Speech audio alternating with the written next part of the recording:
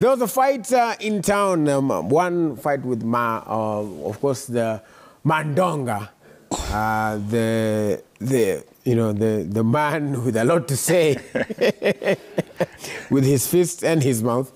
However, in terms of, well, there's a debate of whether, in terms of the turnout, the marketing of the event, what did you think about the whole event, Shitara?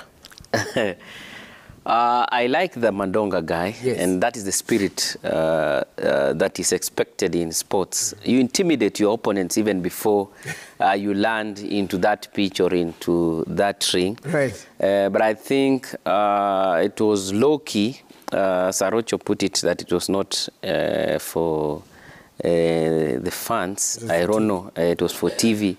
So I don't know what that strategy means, because entertainment in terms of sports is for people to watch. The last time that Mandonga was here and floored Kenyan, I think would have really attracted more fans to want to see who this Mandonga guy is. And if he can repeat. And if he can repeat the same. Because even now, people are still speculating on what transpired in there. Because if you organize a closed-door tournament, even locking out journalists, I don't think it brings out the beauty and the sweetness of the sport. The hype that Mandonga has, I think, should be directed towards entertaining the masses. Right, and Aroch as well, you said, well, however, I remember when it was being announced, it had the word exclusive. Is that what you're trying to explain? That it was, like you said, closed door? Well, Mandonga's first fight was hyped for about 2 weeks. Right. And that is when he played Wanyonyi earlier, I think a month ago. And the hype was still there. And I think Mandonga is a hype man. And that's one thing I like about that boxer. I like the fact that he sells himself. Even when, as a promoter, you pick him for your bout, you don't really push the product much. He pushes himself. But in this particular, the one that was done on Saturday, I think it was more or less trying to give prominence to the various TV platforms that were beaming the match. Because look at the fact that Mandonga is a Tanzanian. He was playing against Kenneth from Uganda, and it was staged in Kenya. So basically, I think the platform that was beamed the match was just trying to make sure that their presence is felt within the region, because they have various, they have various platforms. They have a platform in Kenya that does the Kenyan product. They have a platform in Uganda that does the Ugandan product, and of course the Tanzanian product that does Tanzania. But the good news is that he's coming back on the 30th of April, the end of the coming match. Mandonga will be here. And I liked now we have 4 weeks. Yes, to push Mandonga. Right. The good thing about the match he's going to play, he's going to have a rematch with Wanyonyi. Ladies and gentlemen, Wanyonyi performed so well against a Ugandan opponent on Saturday. Did he win? Yeah, he knocked him out. Yeah, that is. And I remember after Mandonga's match, Wanyonyi said, "I'm going back for training." He went back to train, and I had a session with him after the match. He told me, "Arocho, you guys watch this space. I've gone back on training. I have another 1 month to train for Mandonga. Mandonga is going down." So Mandonga has won 2 matches in Kenya.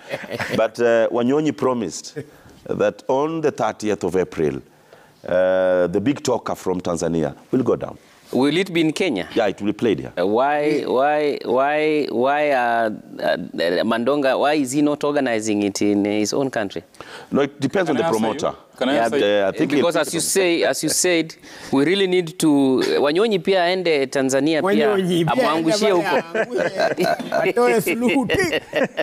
You see, for me,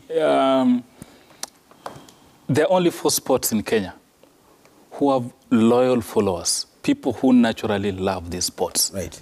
There is an audience already waiting, or I would call it what politicians say, a constituency. Yes. It's football, it's rugby, it's basketball, and it's boxing. Right. Boxing has its natural lover, guys. Be it in Nakuru, be it in Mombasa, They will go. be it in Kariakoo, all the way to Eastlands, we had those boxing halls, and even in Nairobi. So I don't know whatever strategy or how it made sense to them, but whom do you play football for? Whom do you fight for? Whom are you going to the court to play for? It's the audience.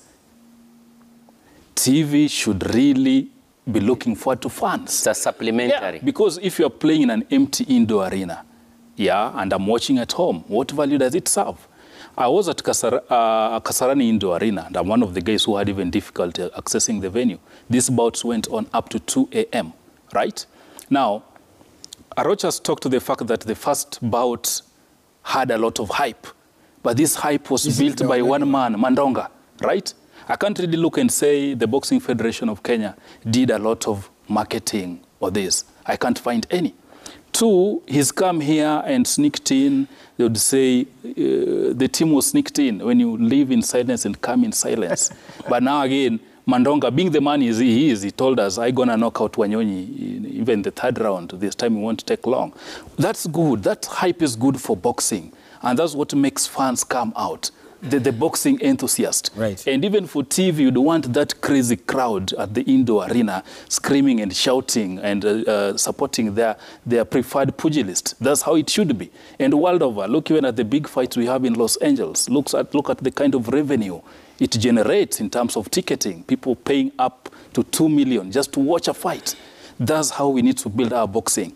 However, with what we had with Saturday night, I don't think it was a success in my view, in terms of media coverage, in terms of revenue. Because first of all, if you want to draw in sponsorship, how do you draw sponsorship in an empty arena, right? So again, the fight within the Kenya Boxing Federation, for long they've said, you media don't give us support. It's like it's only football being played. But now, if you have a fight going down in town, and some Boxing Federation officials have actually given the event a wide berth, saying we were not part of it, we were not consulted, this other faction is running things the way they so wish, therein lies the danger. Because again, you look, how old is Mandonga? Is heading to 40. Does it answers my question? If it were me, there are a lot of talented pugilists. I'm not saying we shouldn't have Mandonga, but if we could organize some fights and the curtain raisers, can we have a 20-year-old Wanyonyi probably from Western? Can we have a 19-year-old from Nakuru Boxing Club? Can we have, these are the men you are grooming for the future. Because the guys who've given us name, people like Rayton Okwiri, we know how Congestina went, and all these big names, Nico Koth, Ambaka and all that. But now, who gonna take over the gloves from them? Are we really putting in place measures to ensure that those talented youngsters across the length and breadth of this country are brought to the national platform and they can break through? For long, boxing has been used actually to enrich individuals. I'm going to organize this fight. The promotional appearance fee, we're going to pay Shitera 300,000, right? And probably his club hasn't paid him for 3 months. Shitera going to settle for that. But the promoter, how much has it taken home? Has it served the interest of the boxer, the interest of the sport, or the interest of Raburu, who, because of his connectedness and has got some money, is using this to enrich himself? These are the hard questions we need to put to the men and the women who are managing boxing in this country. That is true. And like I said, just with the stadia, we are still watching. We will continue to ask these hard questions, and they deserve an answer. So we also want to reach out to anybody in the Kenya Boxing Federation. If you watch this or your media monitoring team gets word to you that you are adversely mentioned, you can come for a right of reply. We'll open the setup for you, and you can explain to us what exactly is going on there.